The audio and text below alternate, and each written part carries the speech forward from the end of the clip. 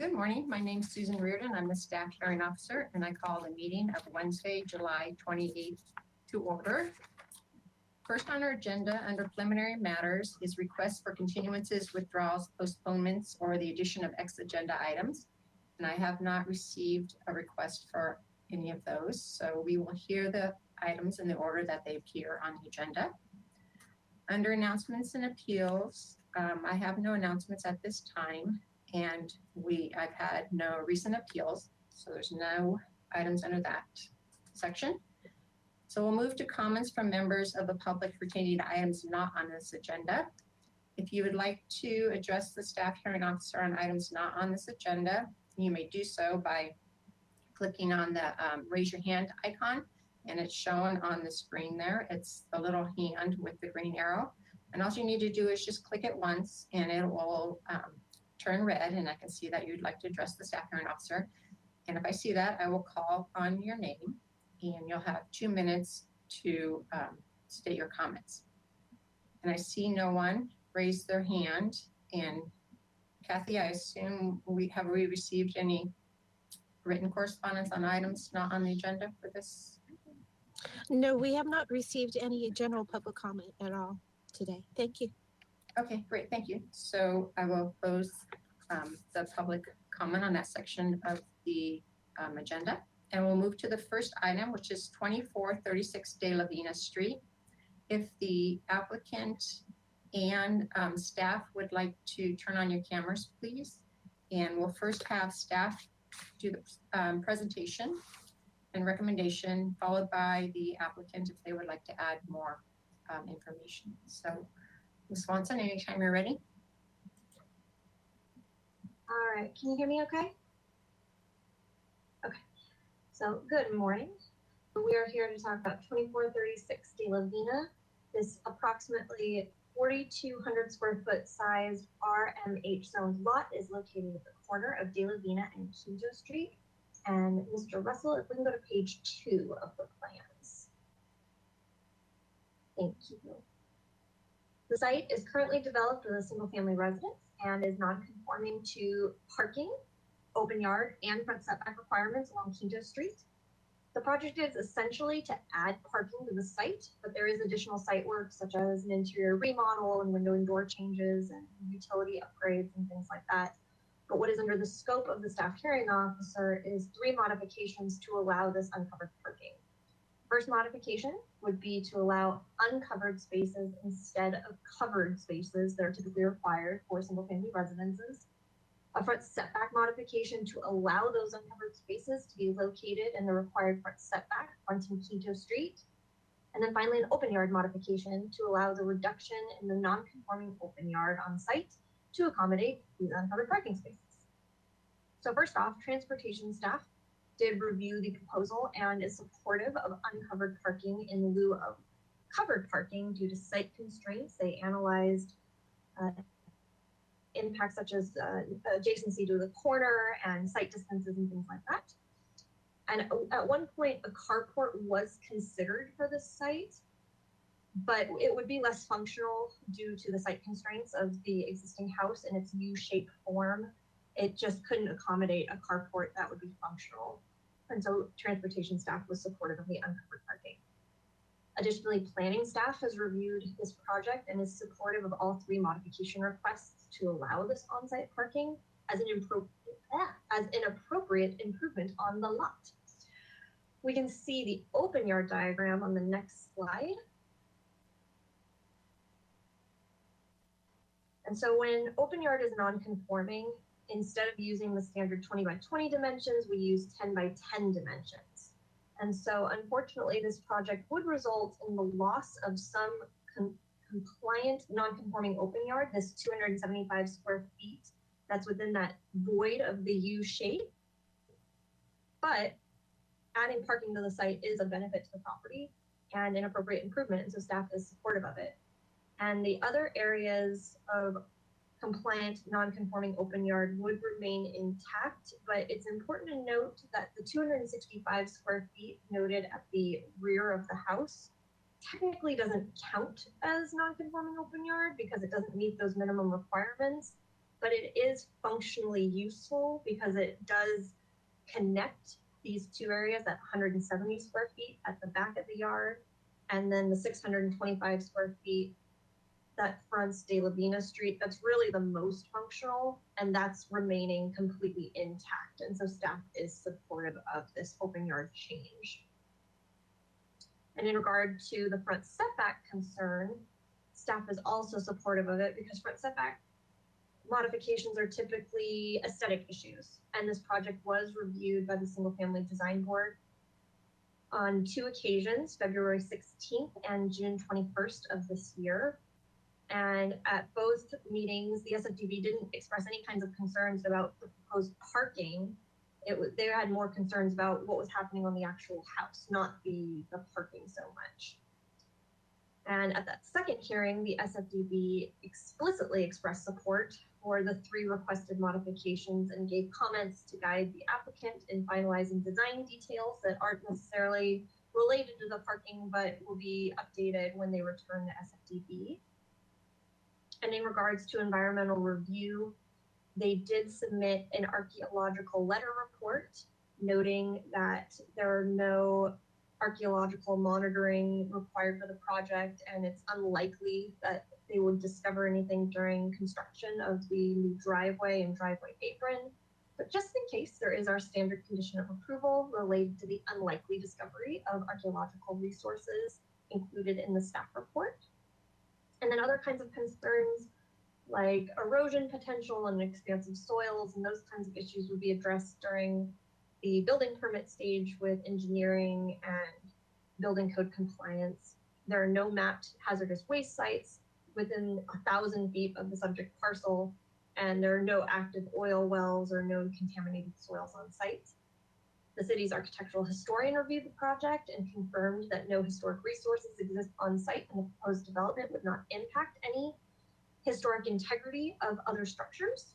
And therefore, staff has deemed this project exempt from CEQA under sections 15.301, existing facilities for the site upgrades, and 15.305 for minor alterations and land use limitations for the modifications themselves. And that is the end of my presentation, and I'm available for questions. Great, thank you. And just for clarification, in the staff report, it notes that there's 795 square feet of open yard area. And then it says an additional 265 square feet. So just to confirm that 795 does not include the 265 square feet. And so when you add it together, it does provide just over 1,000 square feet of open yard areas. Is that the way I'm reading it correct? Yes, we just didn't count that 265 in the table because it didn't meet those minimum dimensions. Okay. And then did you attend the SFDB meeting or no? I did. You did, okay. So when they reviewed it, did they even comment on an option for the carport, or since that wasn't proposed, they didn't even comment, like they agree that carport may not be appropriate in this situation? Or it was brought up as just a conversation of why uncovered parking, and this project has been through many iterations. So very originally when I met Frank and Catherine, they were talking about a carport on De La Vina and replacing that front porch, and it would have backed out onto the neighboring property. But you know, there are all kinds of issues with backing out onto a neighboring property. And so then there was an idea of what if we flip the carport and it backs out onto De La Vina, and then transportation staff wasn't supportive of that because it was so close to the corner. And so then it transitioned to, let's think about Quinto Street, and could we put a carport there? And the dimensions that within that existing U-shaped building just couldn't accommodate it. So if it had been a carport, it likely would have only been a 1-car carport because of accommodating those posts and beams and everything. right, yeah. Okay. All right, great. Thank you. That helped a lot. Okay, so the applicant, would you like to state your name, although it's written up there, state your name for the record, and then have any other additional comments you might want to add? My name is Frank Strauss. I'm Catherine Strauss. Do you have any additional comments? I think Stephanie really covered it all. I don't know if you have any questions for us that we could answer, but I think she did a really thorough job with covering everything. Okay, great. No, I don't have any questions. When I was out on the site, thank you, Frank, for showing me around. You provided some insight into the project and that. So no, I don't have any questions right now. So what I'll do is I'll move on to the public comment. If there's anybody who's in attendance at this meeting would like to address the staff hearing officer on this item, which is 2436 De La Vina Street, you may do so by clicking on the raise your hand icon, and it's the little hand with the yellow, or sorry, green arrow on it. And you only need to click it once and it'll turn red. And if I see the raised hand icon, I'll call on your name and you'll have 2 minutes to speak. I don't see anyone raising their hands right now. Stephanie or Kathy, did we receive any public comment? I didn't get any with the packet. Have we received any since the meeting this morning? No, we have not received any public comment on my end. Thank you. Great, thank you. And Stephanie, you haven't either. Okay, so I'll close the public hearing. Like I said, I did go out to the site and just was good timing because the owner, Frank, and you guys were there and you were able to show me the areas, the open yard areas, and explain your the physical layout of the site. I agree with staff, well, and transportation too, in regards to the carport. If I could speak, it would not be appropriate to put it on the De La Vina Street frontage. I think it just be inconsistent with the neighborhood, and it would cause too many issues. And even providing parking in that area versus where it's proposed, that would not be an appropriate improvement. So in terms of the location on the site, where you proposed it is appropriate. There's always concern with having uncovered parking in the front yard and how visible it is from the street. But in your situation, your site is extremely constrained in regards to the existing development on the site with the house and also with De La Vina and being a corner street. So in regards to where placing parking on the street, that is the most appropriate location. And when I was at the site visit, I did walk down the street, both Quintos and De La Vina, just looked at the surrounding neighborhood. And although I did not see any true uncovered parking spaces in that area, there was plenty of cars parked in the driveways in front of their houses. So in terms of what it would look like from the street, and I know you are proposing a gate, so it would be behind the gate, and there is some existing hedges. Some of them will have to be trimmed back for site visibility. But in terms of providing the parking where you're proposing it, it is consistent with other sites in regards to people parking in the driveway. And I realize parking in a driveway technically is a zoning violation. You're supposed to be parking in your garage, but you look all over town and people do that. So in regards to the findings and whether it's an appropriate improvement, it is an appropriate improvement, and it won't significantly affect the visual openness of the street. And it's in regards to uncovered versus covered parking, even if the carport were to be able to fit in that area in terms of the width, I think that would cause an adverse effect to the visual openness of the streetscape. I wouldn't be able to make the finding that it would be an appropriate improvement just because of the visual issues. So in terms of solving your issue in regards to providing parking for this house, this is the most appropriate provision. So with that, I can make the findings outlined in the staff report. I'm just making minor edits. It's not really changing them. It's just to state that the requested modification, so the front setback modification, the open yard modification, the parking modification, they allow for an appropriate improvement, that the modifications themselves aren't an appropriate improvement. So it doesn't really change anything. It just changes the emphasis of what it is.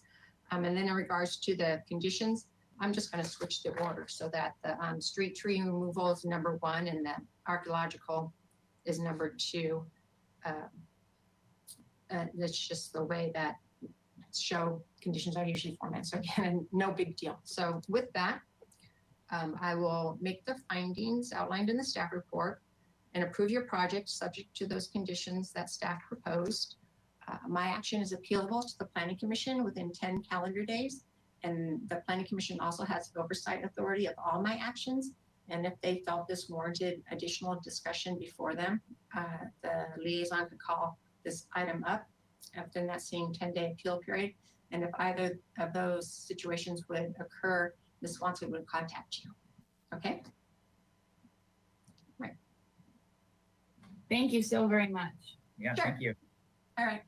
So we'll move on to the next item. It is 2017 El Camino de la Luz.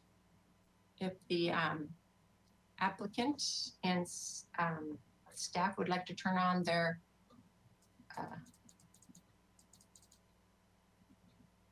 turn on their webcams. Webcam. There you are. Oop, don't need the weird light here. Hang on a second. Strike down your face. Yeah, is that any better? Good Sure. morning. Good morning. So we'll do what we did with the first item. Staff will give their presentation and recommendation, followed by if either of you would like to provide additional comments, that'll be fine. So if you want to stay muted while staff does their presentation, but you can keep your webcam on, that's fine. So anytime you're ready. Pilar? Thank you, Ms. Reardon. And can you hear me all right? Perfect. Okay, We can, but we were turning the mic off. Do you want it on or off? off please for the staff presentation so we don't get background noise. Thank you. All right, so the project site that we'll be discussing at the hearing today is 2017 El Camino de la Luz, which is located in the appealable jurisdiction of the coastal zone.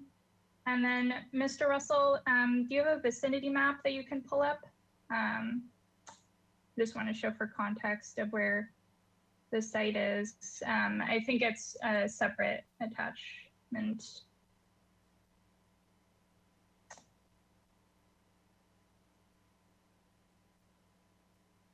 Thank you. So this is just for context of the project site.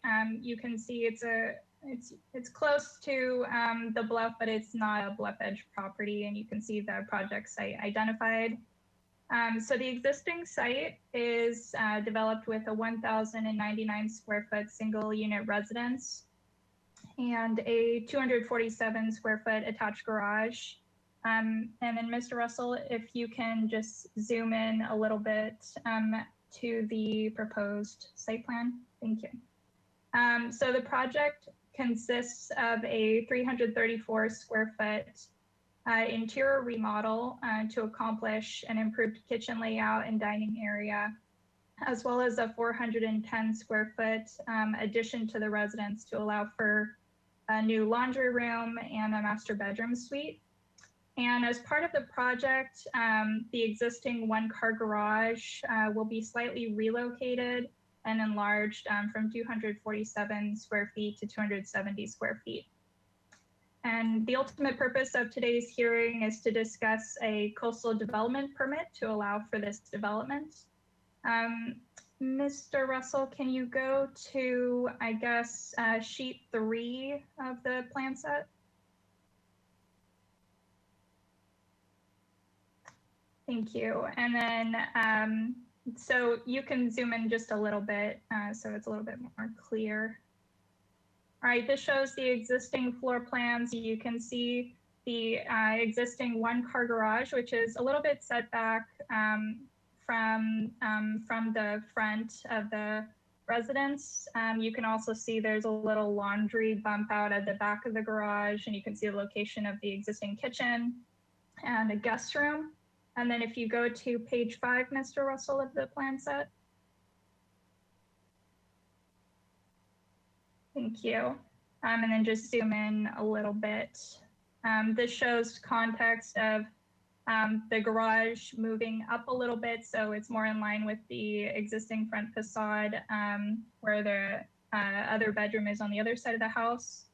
And you'll see a new laundry room, an improved kitchen, and then at the back of the house, the proposed master bedroom suite. So in the staff report, you will have received an analysis of how the project is consistent with the zoning ordinance. But of particular concern for this project is the garage, which is considered non-conforming. It's a one-car garage, and the requirement for single-unit residential is 2 covered spaces. The zoning ordinance does allow for cumulative additions in the coastal zone up to 50% of the net floor area, excluding the garage that's legally existing on the property, without bringing parking up to code. So in other words, allowing it to remain non-conforming with one space. In this particular case, the 410 square foot addition is 37% of the existing floor area. Therefore, there's no additional parking required as part of this project, and they're allowed to keep their non-conforming condition.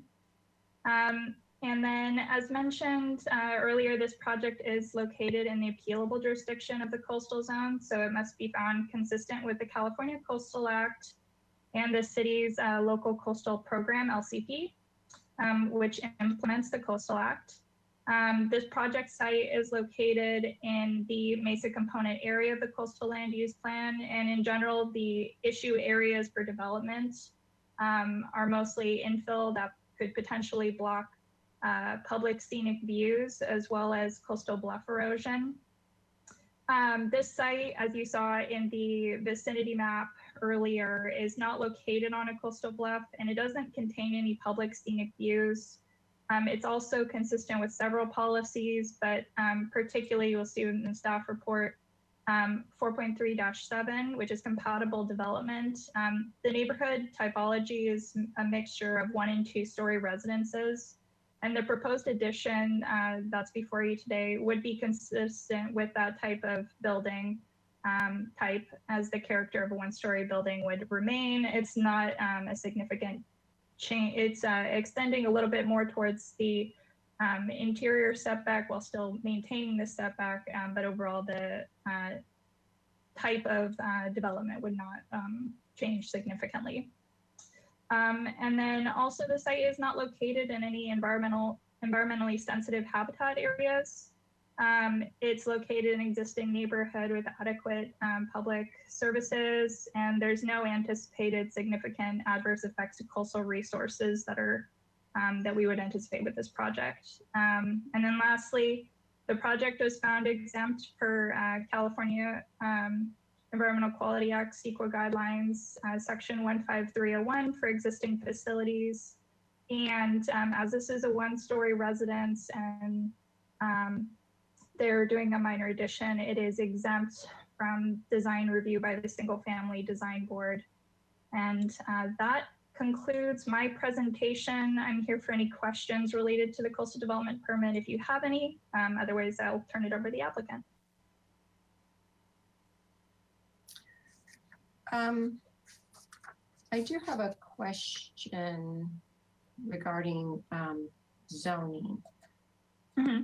So there's a couple provisions in the zoning ordinance that pertains to nonconformancies.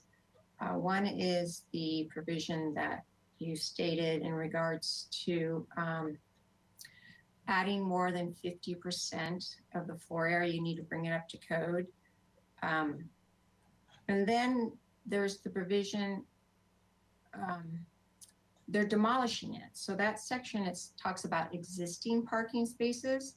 So they're demolishing it, rebuilding it, and relocating it, because there's another provision in the code that allows you to demolish and construct a non-conforming building in the same location. And so this one, the only non-conformity is the fact that it doesn't provide the required number of parking spaces. It's out of the setback and it's, not in the open yard or anything. So the fact that they're demolishing it and rebuilding it, that doesn't trigger providing the 2 parking spaces now because it's no longer existing. That's correct, Ms. Reardon. So the trigger for them to meet the 2-car requirement is based on floor area. So because, as you noted, the garage existing is complying with the setback requirements, and it will continue to do so with this design. There's not an issue of nonconformity when it comes to where it's located, just based on floor area, which is the trigger for bringing the parking up to code. So. Okay, so would that be any different if they're proposing a substantial redevelopment of the whole residence? At that point, they would be required to bring it up to code, correct? That's correct. And this project is not considered a substantial redevelopment. Because the only exterior walls that we're planning to alter is in that area of the garage and master bedroom, right? Doesn't look like base. I guess I can ask the applicant, but it looks like the other walls are all remaining. That's correct. Okay, thank you. All right, so the applicant team, if you'd like to turn on your mic and introduce yourself and provide any additional comments you may have at this time. Good morning, Ms. Rudin and Pilar. First, I want to acknowledge the zoning staff and the Public Works and Creeks Division and all the other departments involved in doing a diligent job and finding our project to go forward. If you have any questions, I'm here for you. Okay, great. Just the only question I guess I have still is in regards to the garage. The combined width of the laundry room and the garage is what, 21 feet? Correct. Was there any thought to provide a 2-car garage to conform and then put the laundry room somewhere else, or? That site restriction, this allows a 2-car garage. And even though we would like to provide, the site did not allow that possibility. Okay. Now, is this, I noticed on the site is that there's 2 front door bells, one in the garage area and one in the front door. Is it envisioned later on that this would be converted to an ADU? I don't believe so. As a matter of fact, had we gone the ADU route, we wouldn't have to go through a CDP. The clients have no intention of converting this into a rentable unit. They're anticipating a growing family and turning everything into electric and being conformed to the neighborhood. Okay, great. Thank you. Those are my questions for right now. So I'd like to open the public comment. If there's anybody who would wish to address the staff hearing officer on this item, which is 2017 El Camino de la Luz, you may do so by clicking on the raise your hand icon, which is that little hand on the screen with the green arrow. You only need to click it once, and when you do, it will turn red, which indicates your hand is raised. And if I see a hand raised, I will call on your name and you'll have 2 minutes to speak. I don't see anybody yet raising their hand. Kathy or Pilar, have we received any public comment on this item? No, not at all. We haven't received anything on my end. Okay, great. No, And then thank- Ms. Reardon, I have not received any emails or questions about the project. Okay, great, thank you. So it's back to me. In regards to the requested coastal development permit, it's actually nice that you are conforming to zoning. You're not asking for any zoning relief. You're fitting it all within the parameters of the setbacks in the open yard area.